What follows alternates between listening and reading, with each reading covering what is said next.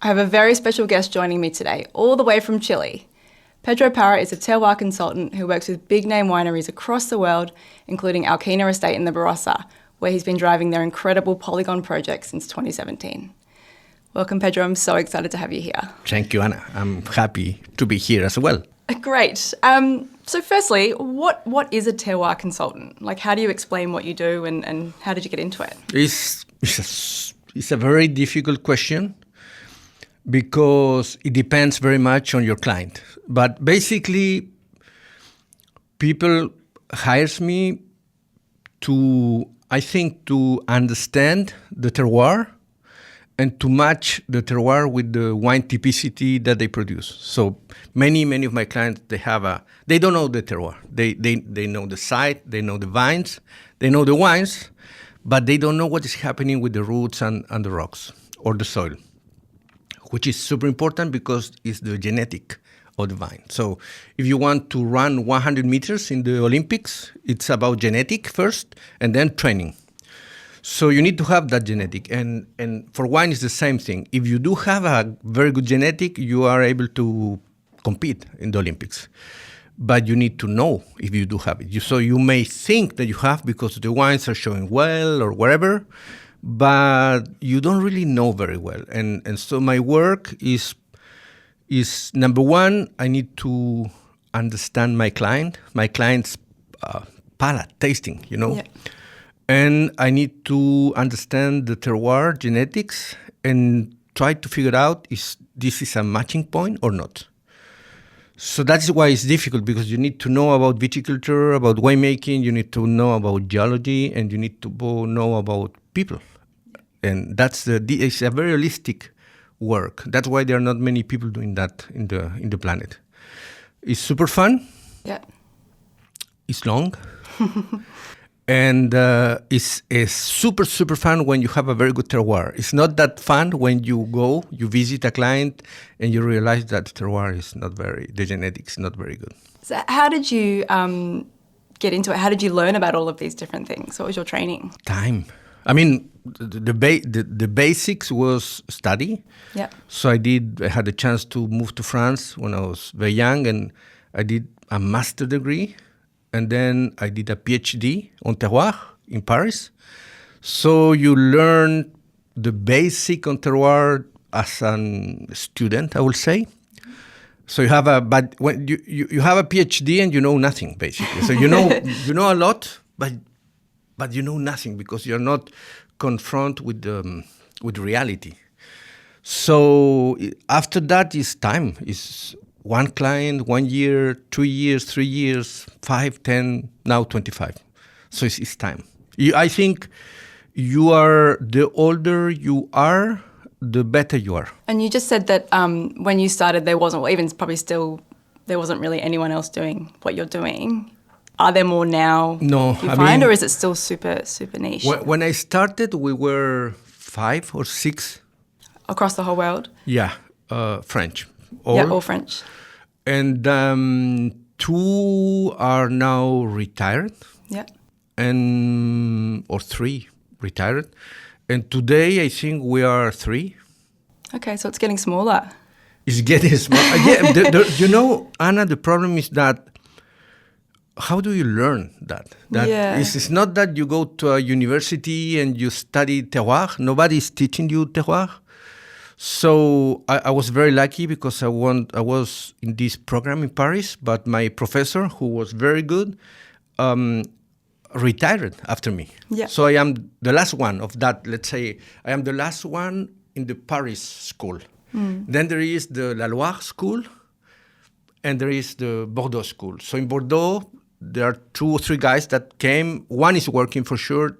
The other 2 guys ended up working at technical director in Bordeaux, so they're not doing consulting. And so at the end, we're 3 guys. In your book, Terroir Footprints, you sort of explain how, it almost sounds like you fell into this as well by accident, like you wanted to study music and become a musician, and but you couldn't get a grant to study music. That was very naive, When you live in a country like Chile, so far away,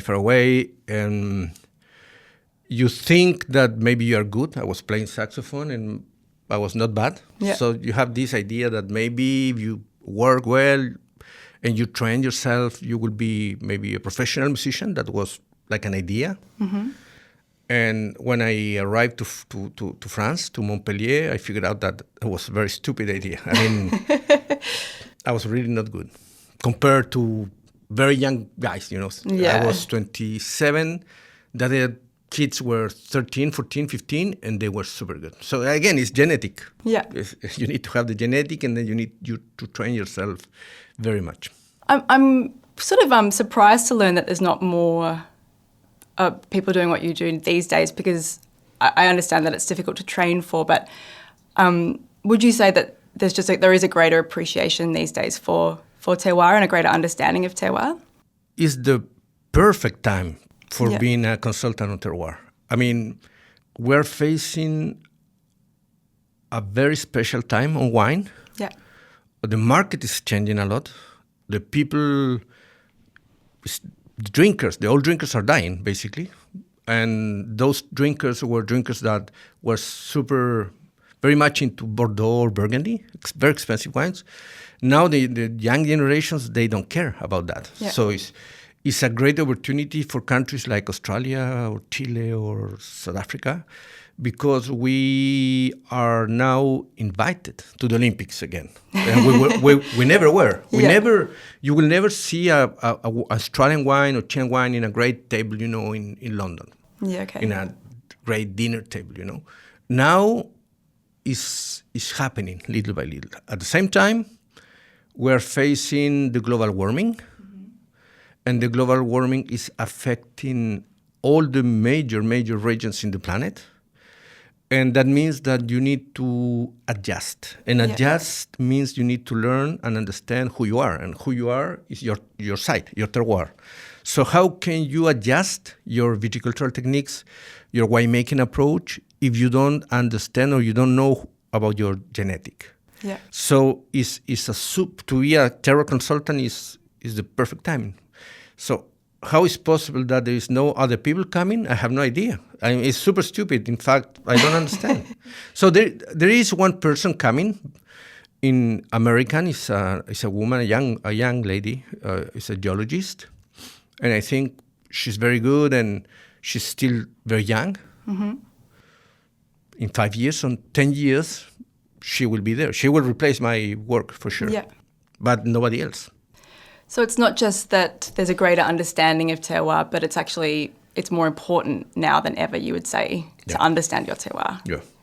Yeah. And do you think that's true within wine drinkers too? Wine drinkers are more interested in terroir or have a greater understanding, or hasn't quite translated? They are not interested in the technical part of the terroir, but they're very young drinkers. They're very interested on who you are and how do you approach your wine in the more pure, clean way.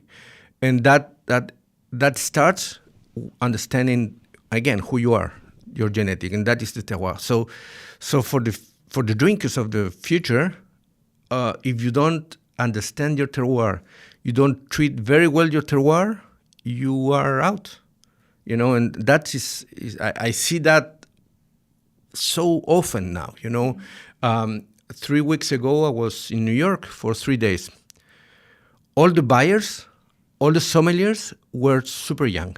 So the old people, the classical buyers, they are doing another thing. They are retired.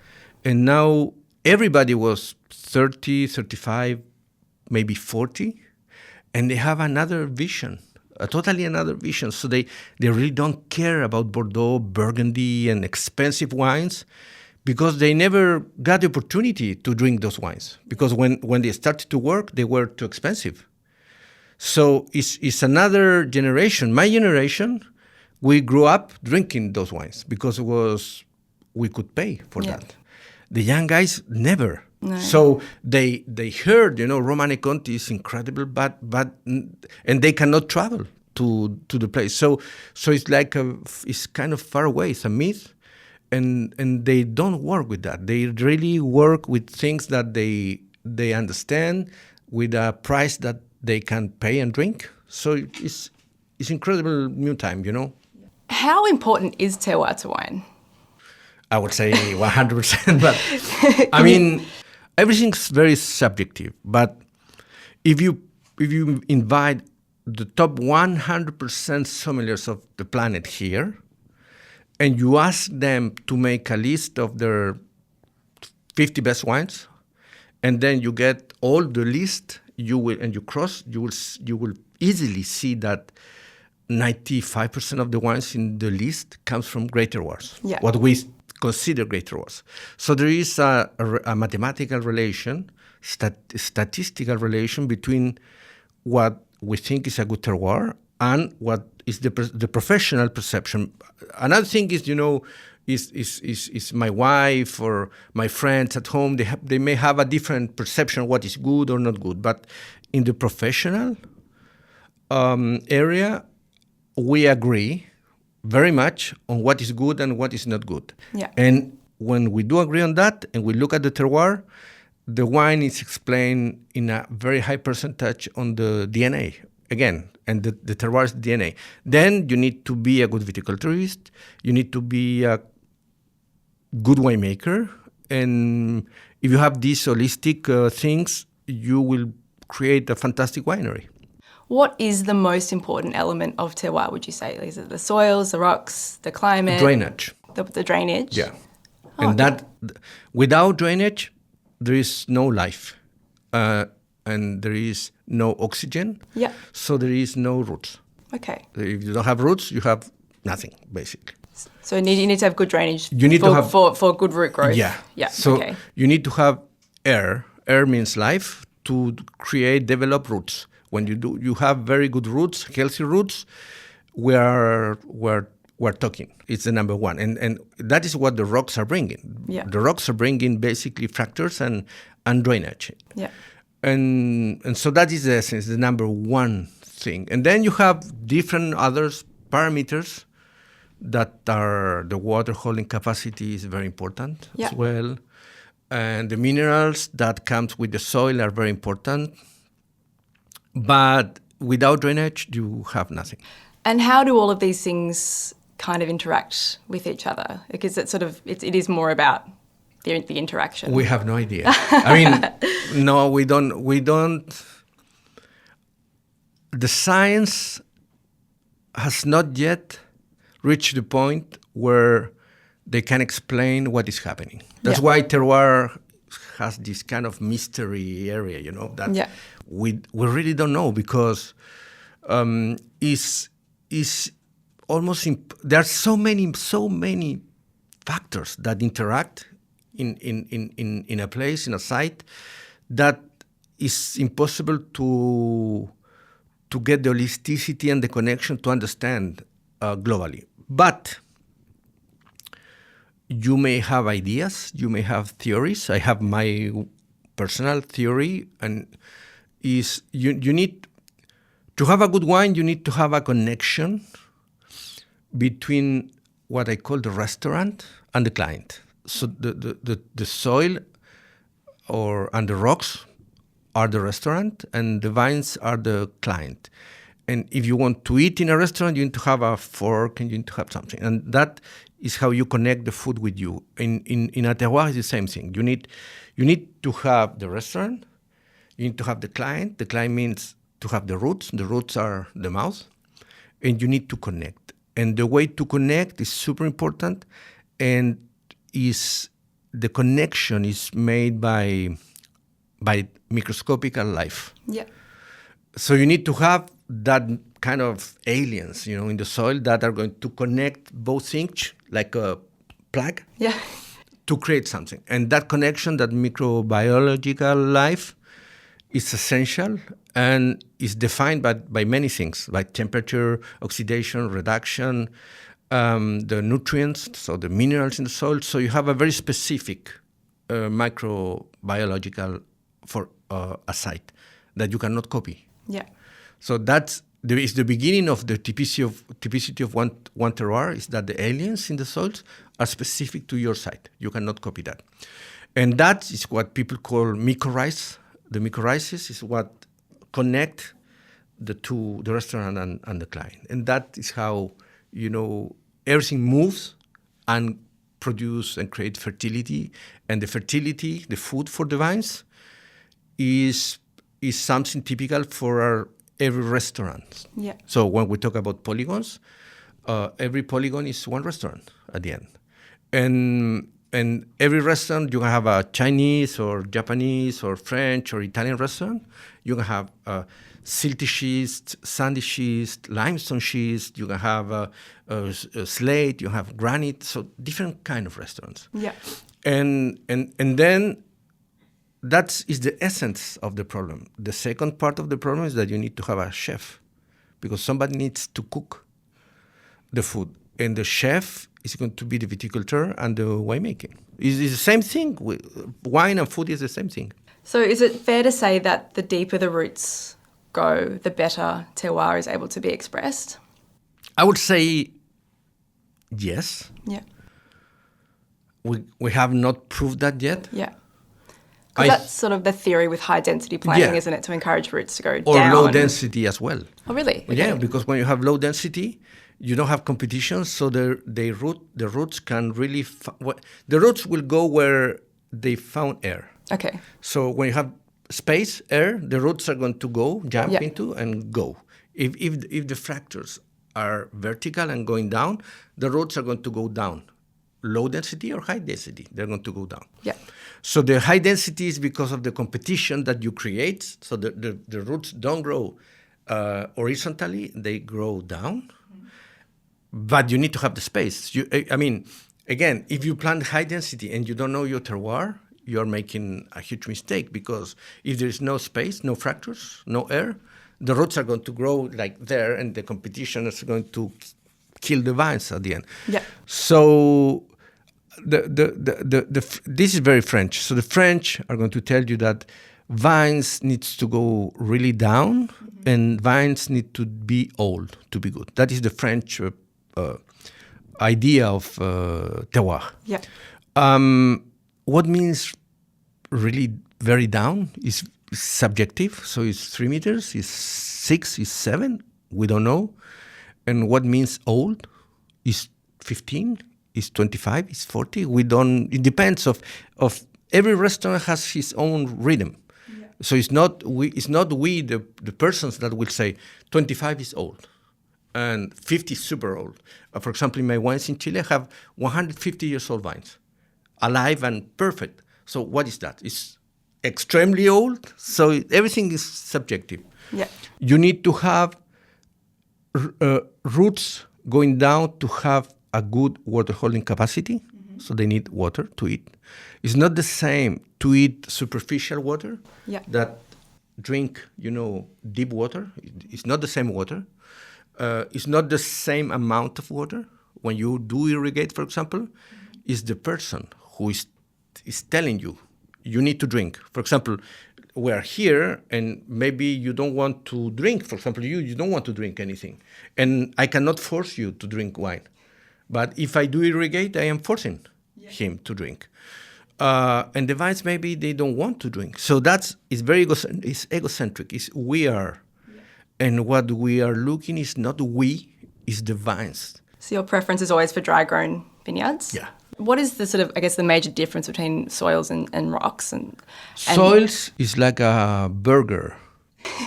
So, number one, the soil is very superficial in general. So you go down maximum with roots 2 meters. Yeah. That means that all the system is superficial. So it's very affected by the weather. So when it's dry, the soil is dry. When it's wet, the soil is wet. So you don't have like a balance. Yeah. It's very bipolar. The second thing is that you don't have drainage, so all the roots will establish in the superficial part. And again, it's a big problem because the weather is going to affect you very much. And then you have too much food. Yeah. And the food that you have is not super high quality because it's very anthropic. It's what we create on the soil. So we fertilize. So at the end, we're doing bad quality burgers. So the vines get really fatty. Mm-hmm.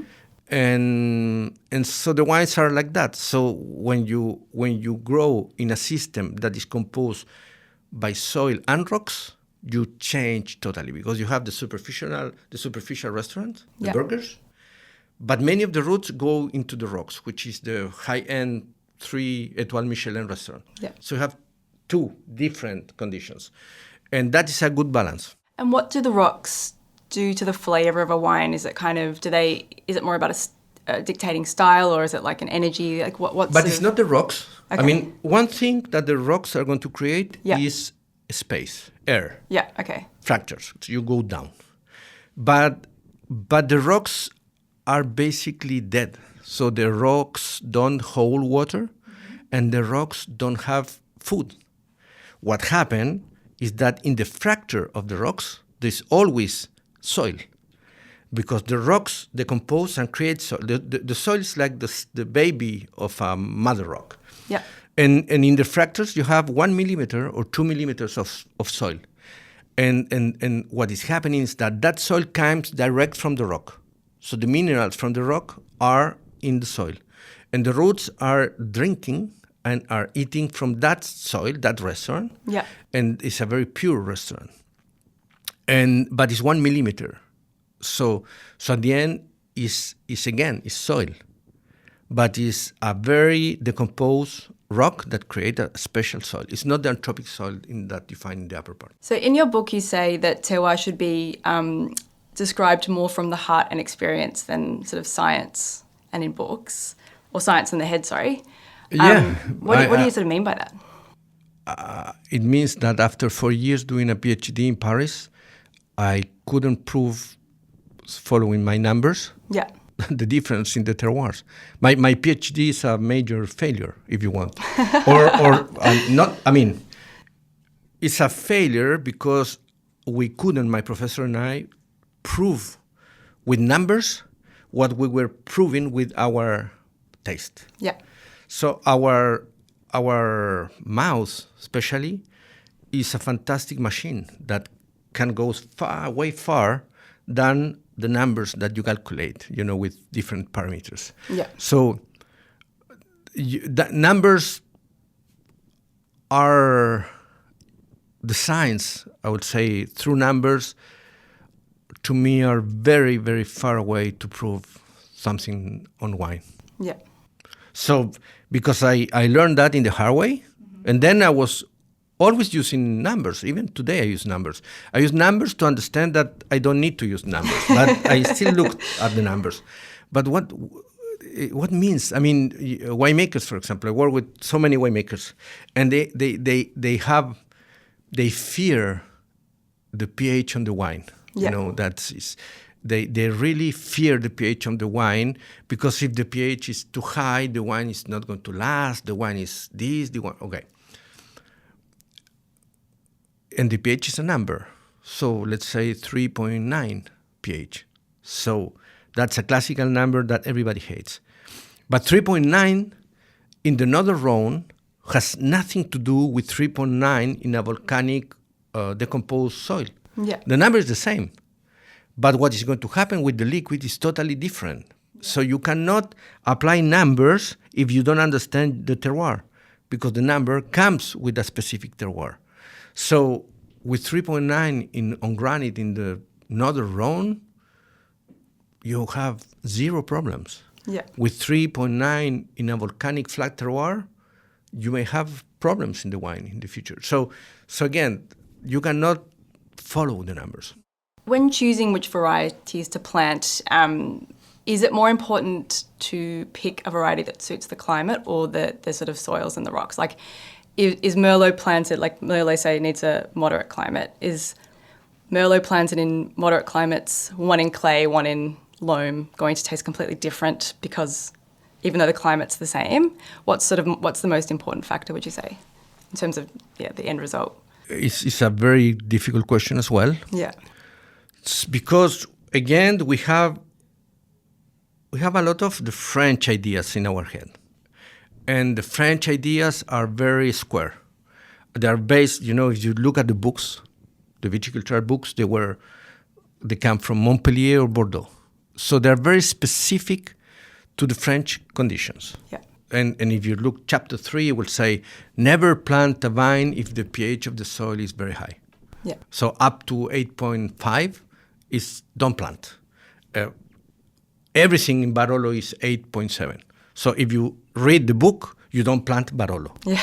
And they will say, don't plant if the pH is lower than 5.2, it's too acid. Yeah. 100% of Oregon is lower than that, and Oregon is there. So again, the numbers. So they will say Merlot, which is a very difficult grape, needs clay. Yeah.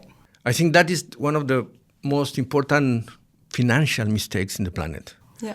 Because normally what happens is that people from everywhere, Australia or Chile, they fly to Bordeaux, they go to Pomerol, they talk to French people, and the French people will say, if you don't have clay, you cannot have Merlot.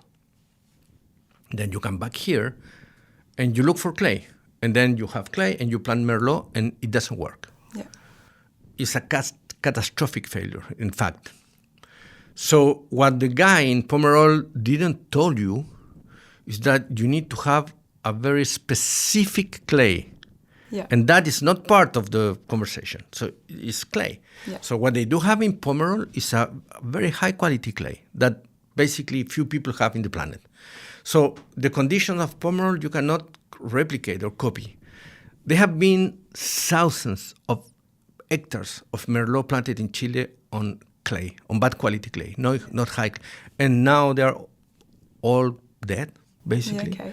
Because what you do need, Merlot is a grape that needs to have water available, but not through irrigation, through deep water coming up. That is water holding capacity. For that, you need to have a certain kind of clay who is very plastic and who's going to bring you the water. Yeah. If you have bad clay, the water is going to hold in the clay. It's going to never be released, and you will have very high problems, hydric problems with Merlot. So that is Merlot. We can go to Syrah, we can go to Cabernet, we can go, and then you realize that it's a whole complex planet of matching between grapes and terroir. So we do know some things.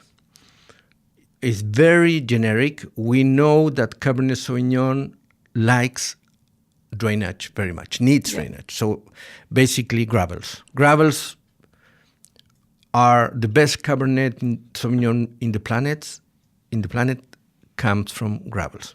So we know that. And after that, we know very little. Pinot Noir is a very specific of Burgundy in terms of quality, but the conditions of Burgundy are only in Burgundy. You have this super famous high quality clay that nobody has, and we have a fantastic limestone that nobody has. So basically, everybody who wants to make Pinot Noir in another site is going to have a different condition. Yeah. That brings you to what I call the system. So you cannot copy the system because the Burgundy system is specific to Burgundy, but you can emulate a system with other conditions, but with a system that is similar at the end of the day than the Burgundian. It's like you want to drive a Ferrari, but you don't have a Ferrari, but you do have a Lamborghini. So it's not the same, but the system is very similar.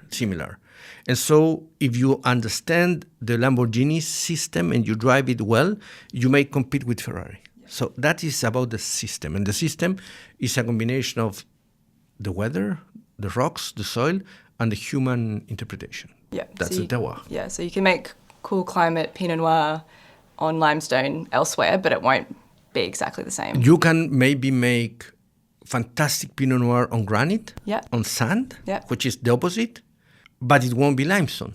Yeah. But if that granite terroir is good enough and the musician or the chef is good enough, you may have a blind Pinot Noir and you may say that is Burgundy. Yeah, okay. What soils make the best wines in your opinion? Do you have a favorite? Yes, I do have a favorite, and I also know which one is the best because again, statistical answer. If you go to a wine retailer, a good one, Yeah. and you look what are the wines that they're selling, the high-end wines are limestone, Always limestone. always limestone. And maybe 6 of 10 are limestone. And then you have the other 4 wines that will come from granite or schist or gravels or maybe basalt, maybe slate, and it's finished. So terroir is not really super democratic because if you don't have these different geologies that I was naming, you are in a condition that is more difficult to have success. So we've got 2 wines here from Alkina. Yeah. I'd love it if you could kind of show me, or just maybe taste them and then tell me what you're tasting and why that relates to the terroir of the Barossa, where this wine comes from. I know the wine very well. Yes. What is fantastic to me is when I came for the first time to Barossa, and I didn't really expect it to find a great terroir. Basically, I came because the winemaker consultant is Alberto Antonini. He's very good, has a fantastic palate, and Alberto had no idea what was the genetic of the wine, but he tried the wine that was made at the time, was the beginning of the project, and he knew that there was something. And he phoned me and said, Pedro, do you want to come here? There is something. There is an energy here. I have no idea what it is, but that's your part of the work. So when I came, my first visit, I tried the liquid. I agreed there was an energy that was very unbalanced. So that means that the winemaking in the beginning was unbalanced, was young winemaking. Yeah. And then I asked Amelia to dig all around the property to see what was the mystery, and I found a very complex property with one part of the property with totally decomposed schist on clay, so red clay basically, not super interesting, I would say, for what Alkina wanted to do. And then the other part of the property was in not very decomposed schist, but very, very low decomposed schist, very stony schist. Yeah. Beautiful rocks. So I was very happy because schist is a fantastic rock and you can make really very good wines with schist. And then we found that in some very specific places, tiny, very tiny, the schist was mixed with limestone.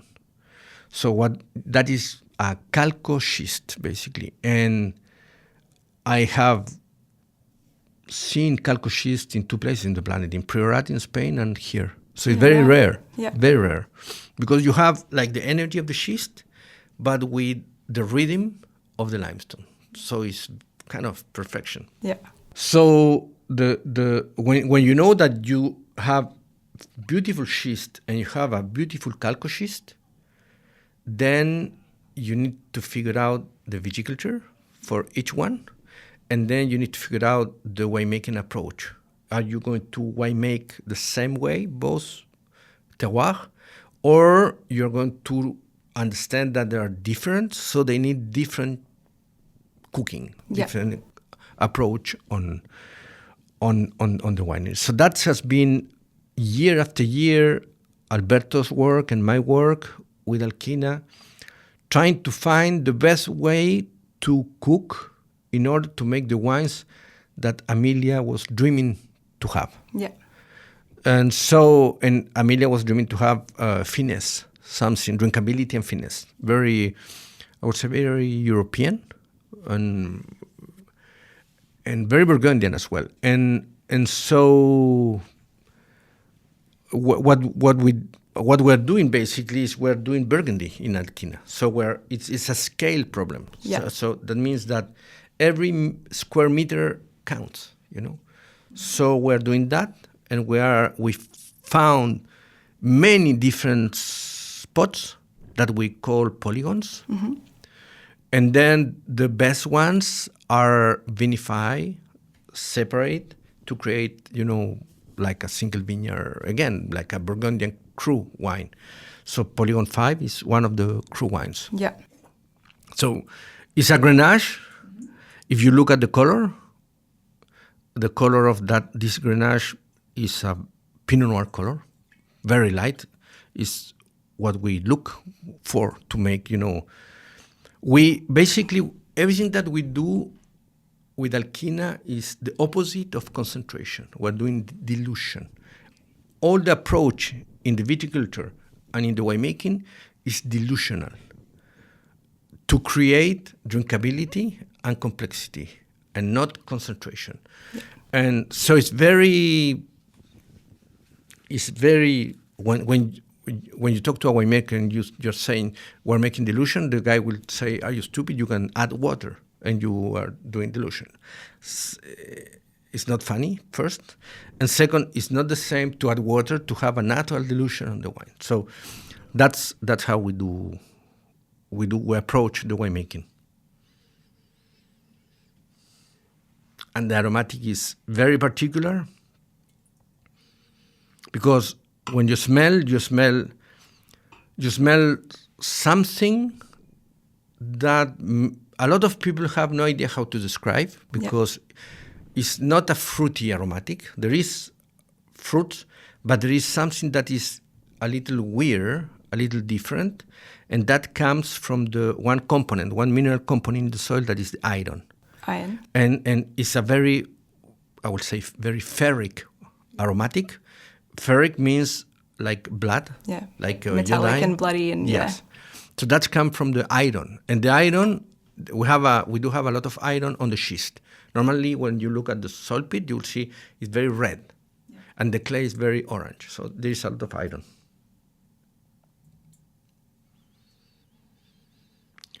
And then, when you try the wine, number one thing is the wine has a very high drinkability. You can drink the bottle. It's very important. You need to drink the bottle, you go to another bottle. So it's not a heavy wine. People would say it's a little light. And the light descriptor to me is a little unfair because when you are light, it's always when you compare to something heavy. Yeah. So what is light or heavy is something very subjective at the end. But when you're not very concentrated, you're not very heavy on the wines, that opens a window that I love, is the complexity window. When nothing is too important, you get many tiny different things that happens with air and with time. And that is the complexity. So it's a very complex wine. And then when in the palate, you have two options. If you have a 100% schist, the wine is going to be very ferric, and the wine in your palate is going to be with a lot of tension, a lot of minerality, heavy minerality, more hard minerality, I would say. When you are in the other terroir with the Calcoschist, with the limestone, you will have these shocking tannins in your mouth. The wine is going to be more elegant. Yeah. And also the energy is going to be longer. Schist is going to be a little more lateral, and the limestone is going to be less lateral in your palate and more long. Yeah. So that's the difference between the different terroirs. And normally Alkina tastes way better the second day. Okay. Because of the iron. The iron needs air. Yeah. And that takes sometimes 24 hours. Well, this is very delicious on the first day. So, and the Semillon. So this is, I think, grown in predominantly clay, from what I know. And this is their inaugural release, and it's delicious and textured and beautiful. How do the clays at Alkina compare? You know, you're saying before about the difference in clays, say in Bordeaux. How do the clays compare at Alkina? So the clay. Well, it's the clay that this is grown in, I should say. The clay comes from something. Yeah. So when you do have a clay, that can be a clay from limestone, a clay from volcanic andesite, for example, or volcanic basalt, or the clay can be from a schist. So this is a clay from schist. Yeah. So the minerals on the rocks will be on the clay. So the main problem with the clay is drainage.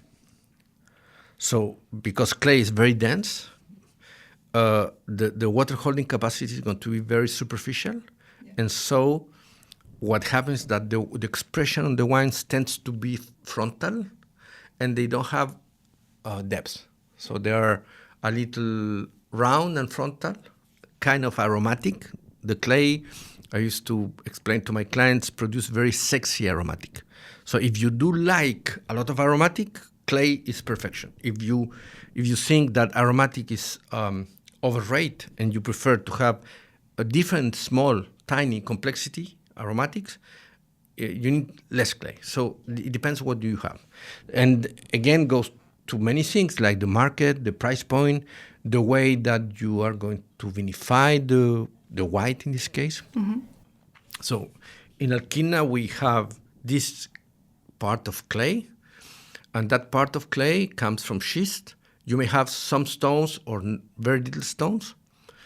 A lot of iron. Iron is always very good, especially with reds, because it provides a natural sensation of acidity in the palate. And then when you try the wine, it's about the tension. Do you have tension?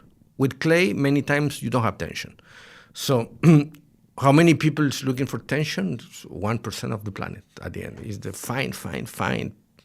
The other people are looking for aromatic. Yeah. So I think when you do have clay and you work with whites, for example, is better than work with reds. Yeah. Does the clay have any impact on, so this is quite a textured Semillon. Mm-hmm. Has the clay had any influence on that, or is that more of the winemaking? So blind to me is not stony. Yeah. Means that it's very frontal in the palate. It's very intense. You don't get here, and you don't get the mineral vibrato of the stones. So it's a soil wine. Yeah. And another thing that I learned on time, good whites the technique on the winemaking is very important on the whites. Yeah. To me, it's more important on the whites than in the reds. And so if you do have a good technique, there are many techniques. So if you find the technique that you really like, you have 50% of the problem good, because the technique will help you a lot. And in the reds, it's not that much. The terroir is way more relevant, I would say. Yeah. So in this case, the wine is a very good wine, but it's not in the red dimension. Yeah. It's not in the tension minerality of the polygons. This is more a vin de soif, a beautiful white for every day. Yeah. Very well made, with pleasure, not super sexy, elegant, not overripe. It's a beautiful white. Okay, so let's get back a bit to how you work as a terroir consultant. Mm-hmm. So if a winery hires you to assess their terroir, what's the process? Do you I know you dig these huge pits and have a look, but you're also using some technology as well. Like how do you... Normally, it's very weird. Clients come through friends. Okay. Always. Yeah. I never got, only once in my career, I got like an email from somebody like, hello, we're interested in working with you. So normally it's a friend from somewhere that's going to send me a WhatsApp saying, Pedro, do you have space? I have a good friend of mine who has this beautiful winery in Barossa, blah, blah, blah. Okay. So that's the connection, I will say. After that, I will go to Google and I will look a Google map, this winery, where it's located in, let's say, Barolo. And then I will read about the person behind, and then I will buy the wines. Yeah.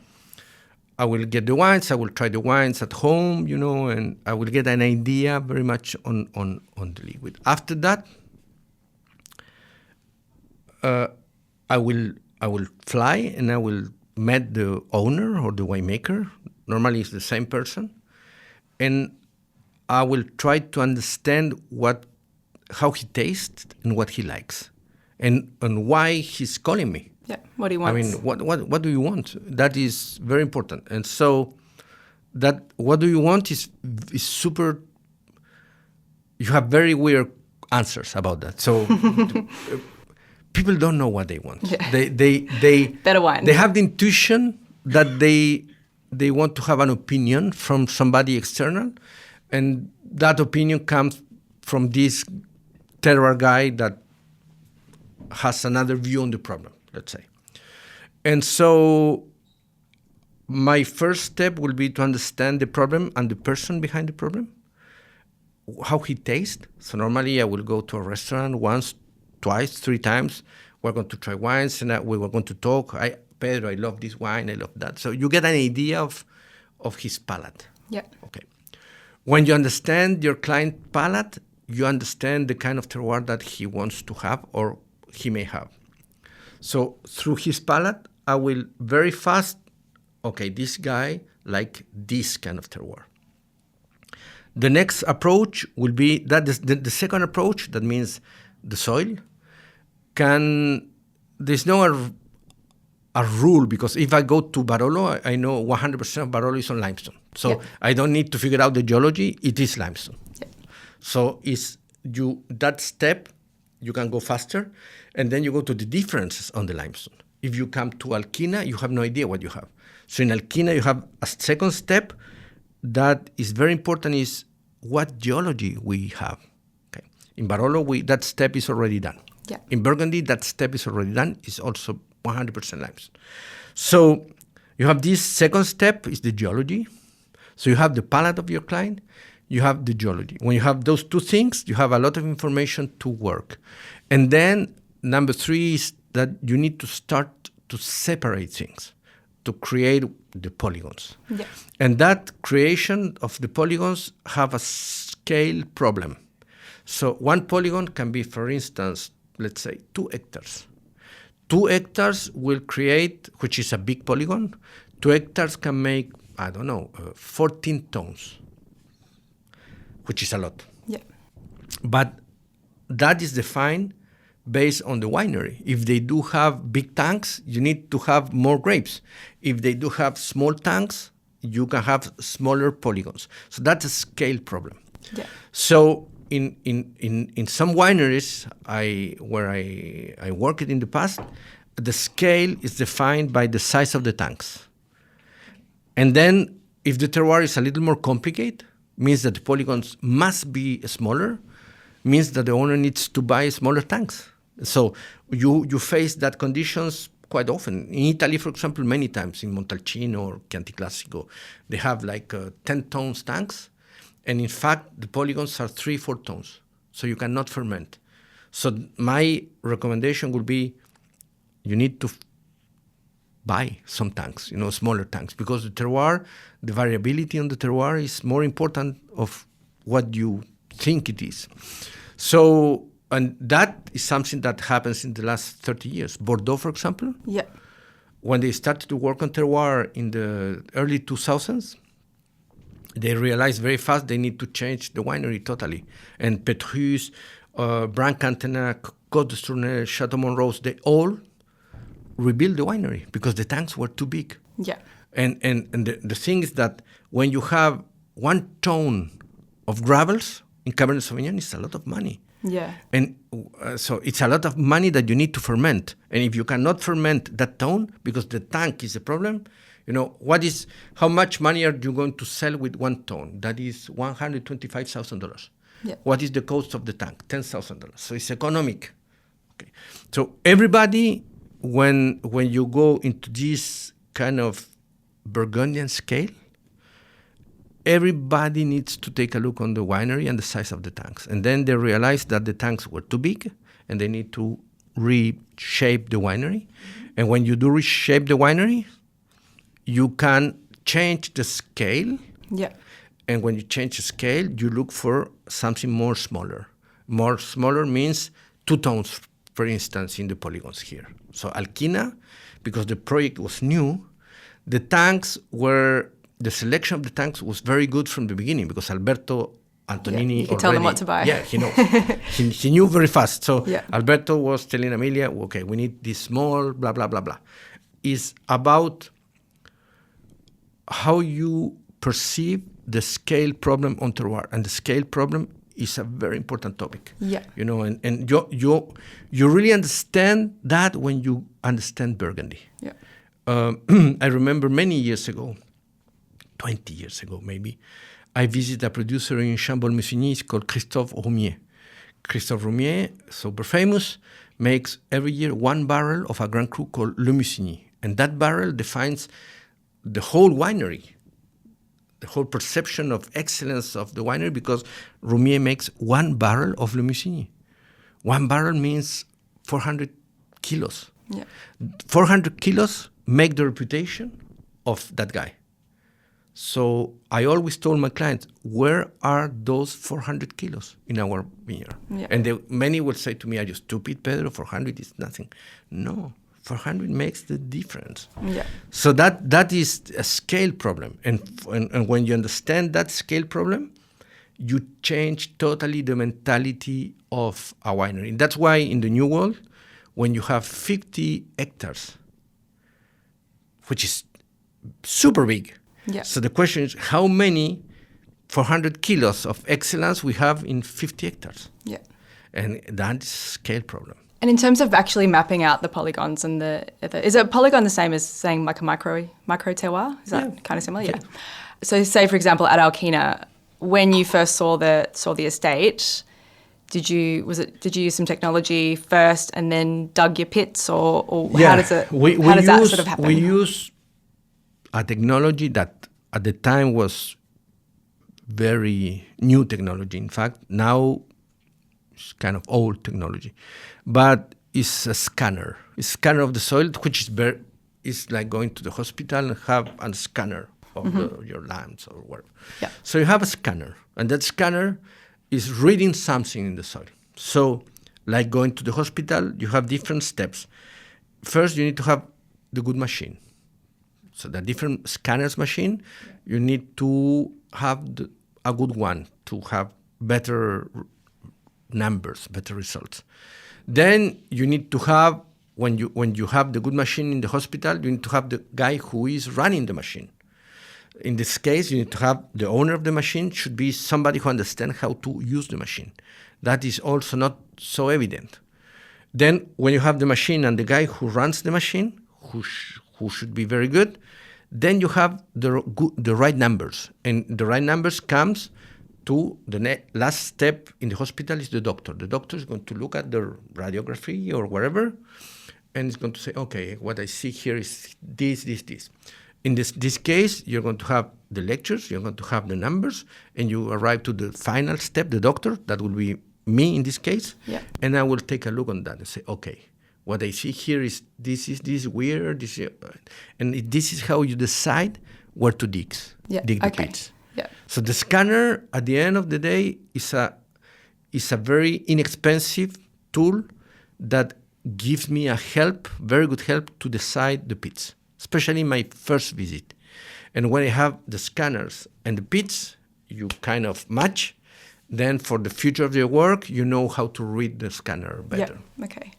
And then how many pits would you usually need to dig on a property? Depends on the scale of the problem and your client. So, for example, let's say we work in a large scale and you have 50 hectares, I'll say the minimum that you should do is 1 pit by hectare. Okay. 1 pit by hectare was already old when I was doing my PhD in 2001. Okay. So if you're working with a higher scale because the terroir is more difficult, or because your brand is more important and every meter square counts, then depending on the slopes, on the weather, many things, you're going to make 2 pits per hectare or 3 pits per hectare or 4 pits per hectare. That depends on you and your client. Yeah. So Now, many of my clients are small. So many of my clients have very tiny vineyards. So we can have a vineyard in Burgundy of 1.1 hectare, and we can make 5 pits or 6 pits. So 6 per hectare is a lot or not. It depends. In Burgundy, it's not a lot. So if we count Alkina, 50 hectares, and we do 6 pits per hectare, we're talking about 300 pits. Yeah. Which is a lot. So again, we have done maybe 80 in Alkina, but we know already that 50% of the property is on clay. So we have never spent time on the clay yet. Yeah. If we want, we can work on the clay and we can classify the clay, and the white is going to improve. It's going to be better for sure. But do we want to do that? I have no idea. Maybe yes in the future. Why not? I mean, you are the owner of the clay. But for the moment, we are chasing the stones, basically. Yeah. So we have only working in the areas that we know that we can find stones. Following that method, we have found new polygons, Polygon 22 and other polygons that have the same condition than Polygon 5 and Polygon 3. Yeah. So how deep do you need to dig for the pits? The deeper you can. Okay. If the rock is very hard, Yeah. the machine is not going to be able to dig super deep. So on schist, normally it's a hard rock. What I will ask Amelia is trying to do the maximum to reach, wherever we can, 2 meters. If at Alkina, if we do 2 meters, I will be super happy. Yeah. Is much of your work, not just with Alkina, but in general, on designing vineyards from scratch? I think I read that you designed a vineyard for Sting. Yeah, for Sting. Yeah, Which is pretty amazing. In 2012, no? Yes, maybe 20% of my work is on new designs. Yeah. So I have designed in Burgundy, in Italy many times, in Spain, in Argentina, Chile, Napa, Oregon, Sonoma, here, so many places.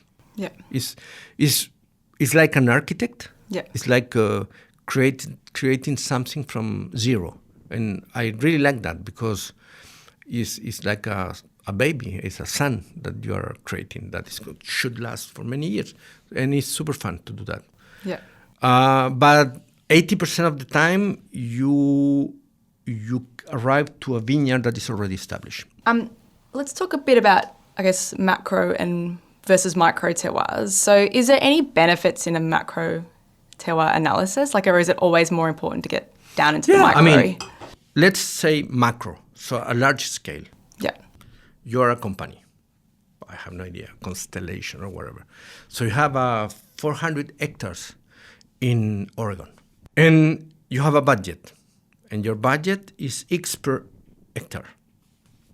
If you do have a macro work, you will answer one simple question to the viticulturist or the CEO or whatever, and the answer would be 28% of the vineyard is very good, 26% is good, and the rest is mediocre, and there is 3% of horrible. Okay. So you create a large classification. If you take that classification and you go to your budget on viticulture, you will redistribute the money, Yeah. Why are you going to spend, I don't know, $20,000 per acre in a horrible terroir? That is, you're losing money. And maybe in the high end, where you're doing $20,000 again per acre, maybe if you do 30, you create the new Romane Conti. So when you work on macro, it's very interesting when you have big companies because you reorganize the viticulture. Yeah. And then when you reorganize the viticulture, comes the winemaking. So the winemaker is always around, will say, hey, Pedro, tell me, that upper part that you like, what do you think about that? I think it's super good. And so the guy will open the eyes, that part is super good. So they will focus a lot of energy in that area. So that reshape totally the energy in a winery. And that is with a macro approach. When you have the results of a macro approach, then you can establish a second work on micro approach, because the winemaker is very ambitious, and he will say to me, if you are the owner, let's pick the 10% of the best of the best. And I would say, I think here and here and here. Okay? So everything, the rest is out. And the guy will say, okay, can you create a 3-5 years project on micro approach to that? And I would say, of course. And then everything, the rest is out. And then my next visit for the next 5 years is only in these selected areas. That is a macro going to micro. That is has been the classical work of my career. What happens when, you must have dealt with clients who, you think you touched on earlier, but you do your analysis and you find the terroir's not very good. Happened a lot in the beginning of my career. Yeah, like how do you navigate that? What happens? It's difficult. It doesn't happen today in my career because after so many years working, you can pick your clients. So you can, there are 3 guys in the planet, so you can select your clients. You know the wines are very good, so you know the terroir is very good. Some are incredibly good, atomic good, some medium good, but you're in the good. In the beginning of my career, maybe my first 10 years as a consultant, you don't have the luxury to pick a client. You take all the clients because you need to live, you need to work. And then many times you're confronted to reality, and reality is that the many of the terroirs on the planet are not that good, And it's difficult because the people who hire you, they have expectations. They want you to find the next Romane Conti, and there's no Romane Conti. So how do you tell that is difficult, and I think I am not very good on that. I am, maybe because I went to a French school when I was a kid for 17 years. Then I spent 7 years in France. I was very French to tell the truth, and that is not very empathic. Yeah. So now that I am older, more empathic, I would say, I don't have these clients. But I don't lie. I don't like to lie. So I'm very direct. I imagine even when the terroir is great, just separating it so, into such minute sections or parcels, there must be some that are better than others. And then obviously what you were saying before about scale, but if you tell a client that this little pocket's amazing, but you're going to be producing 50% less wine and therefore making 50% less money, is that something that you have to deal with as well? And how does that kind of go down? Let's say that this 3% is really incredible. Yeah. And you're doing a wine. And if we pick this 3%, we're making less wine. So you are losing money. But if you pick this 3% and you create a new wine that is more expensive because it's better, then you're not losing money because the new wine is going to be more expensive.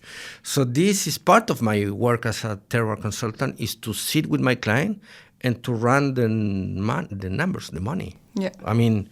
What we can, I do, maybe because I am a wine producer, I have the other part of the problem at the same time. So I understand very much budget and prices and money, So I know when I have for example, I work with a very good friend of mine in Spain, fantastic producer. The wines are too cheap. So one part of my work as a friend, as a consultant, is make him understand that the wines are too cheap. Yeah. And when you are too cheap, you have a problem because you compete with other cheap wines and your wine is too good. Yeah. So your bottles are competing in a segment that is not your segment. So when you go with a little more expensive, you go to another segment. And I said, if I put it more expensive, I will sell less. I said, no. You will run to another segment, and that segment understand wine, and they will buy more because those people understand wine. That is segment, they understand labels. And I put the wine 40% more expensive. I change the segment, and I'm selling a lot. 2 more questions. So the first one is, What do you think about the term single vineyard on a wine label? Can that be misleading? No, single. I mean, it's very American. Yeah. A single vineyard is a polygon at the end. It's a vineyard. Burgundy makes single vineyard. Yeah. They don't use the single vineyard word, but it's a single vineyard. So I think one problem we have today with the market is that we make wine very complicated for the clients.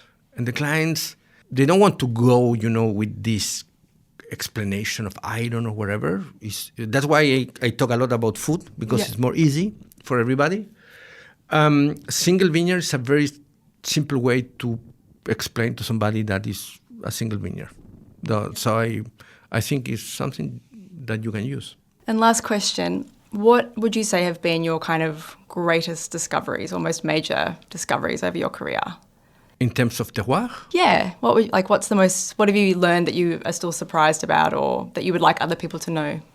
How the fractures work. Yeah. Took me 10 years to understand. So in the beginning, I didn't know it very well. Then I got the intuition, and then I start to figure out things. It's like, it's like a puzzle in your mind. And then every trip that you do to a different client, different place, you can add one, and then you have another one. And then there is a moment when you get one part of the puzzle and you put it, and then you have a view. That moment when you make a switch in your hands, say, oh shit, I understand now. That is something that happens in your career 3-4 times. So I have 3-4 major events that when I understood that, immediately I became a way better consultant and a way better producer, So how the fractures react is something took me many, many years to understand. How to vinify sand. Yeah. Okay. Very specific. How to vinify sand took me many years to understand. So those two things are very important to me. And how to equalize your terroir with your winemaking is something that I am still learning today, but I am becoming good on that. That's why, for example, Alkina is becoming very good, because we equalize the cooking in a way that the wine reflects that. And that has been a process of years and years, a personal with my winery and then with my clients. So I bring to my clients a different observation of the problem. It took me many years I think that is new for me. I have been working 25 years, maybe the last 5 years. I think I make a big step on wine interpretation, And I think that finally now, at 25 years of working, I'm good. Before I was kind of good. Now I think I'm good. Awesome. Pedro, thank you so much for joining me. That was Thank you for the invitation. So fascinating. Was there anything you wanted to plug while you were here, promote? Have you got, when's the second edition of your book coming out? The second edition is almost ready. Almost ready. Yeah, and Great. it's super good. Awesome. Because the first edition was like a personal vomit of like a psychological. I needed to. I had too much knowledge that I wanted to share with people. And so I sit and I was for 1 year writing. I would say the first book is pure stomach. With many mistakes, because it's the stomach. So I love it because it's a stomachal book. The second book is the second edition, but it's 40% new. Yeah, okay. So it's a weird second edition because there are many new things that are very interesting, and is not stomachal now. Now is more mature. The first edition started in 2018. It took me many years to work on the second edition because you need to want to make it. You cannot force yourself to see it. And for many years, I didn't have energy to do that. And I started like 8 months ago. I have worked a lot. In fact, just the night, I worked a lot on that with the jet lag. And it is 95% finished. Yeah. My dream is to have the final PDF in English and Spanish ready on November 1, and then to be in the market like in January or February, something like that. Great. The second book is going to be good. Okay. Very good. We'll make sure we share a link to it. Yeah, sure. Thank you so much, Pedro. Thank you. Thank you very much. Thanks for listening to the Halliday Wine Companion Podcast. If you enjoyed this episode, subscribe so you never miss one. Love it? Leave a review and share it with friends. For more, visit winecompanion.com.au or follow us on Instagram @winecompanion.